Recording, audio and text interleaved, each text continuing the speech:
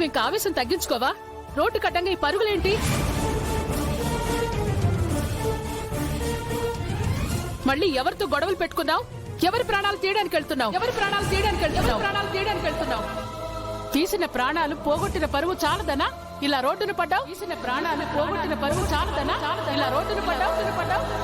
మీ పెదనాన్నేమో తన తర్వాత ఇంటి బాధ్యతలు తీసుకునేది, కుటుంబాన్ని నడిపించేది నువ్వేనన్న నమ్మకంతో అన్ని బాధ్యతలు నీకు అప్పగిస్తుంటే నువ్వేం చేస్తున్నావు? ఇలా రోడ్డు మీద పడి గొడవలు చేస్తున్నావా?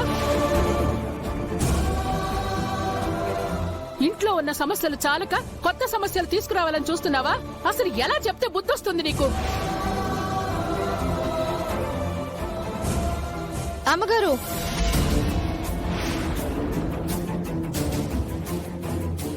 నిజాలు తెలుసుకోకుండా నోరు పారేసుకోకండి. నా భర్త ఏమి కుటుంబ పరువు పోయే పని చేయట్లేదు. కుటుంబానికి ఏ సమస్య రాకూడదని ఆరాట పడుతున్నారు. గంగా, నన్ను ఆపకండి సార్. గొడవలు పెట్టుకోవడం నా భర్తకి సరదా ఏం కాదు.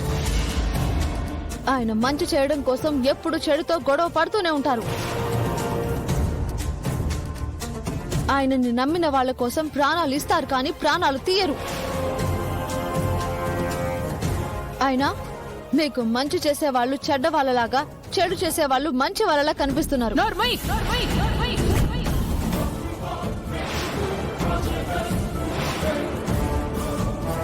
నువ్వెవరితో మాట్లాడుతున్నావో తెలుస్తోందా?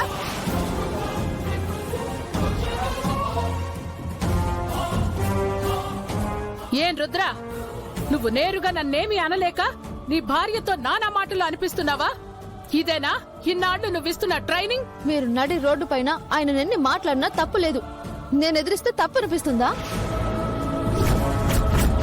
Stop it Ganga. ఇది నాకు మా పెద్దమ్మకి సంబంధించిన విషయం. మేమంతా ఒక కుటుంబం. ఇది నాకు మా పెద్దమ్మకి సంబంధించిన విషయం. మేమంతా ఒక కుటుంబం. నన్ను కొట్టే తిట్టే హక్కు మా పెద్దమ్మకుంది, కానీ మా పెద్దమ్మను ప్రశ్నించే అధికారం నీకు లేదు. నన్ను కొట్టే తిట్టే హక్కు మా పెద్దమ్మకుంది, కానీ మా పెద్దమ్మను ప్రశ్నించే అధికారం నీకు లేదు. ఏమన్నారు సార్? నా కుటుంబం విషయంలో జోక్యం చేసుకోవద్దు అంటున్నాను.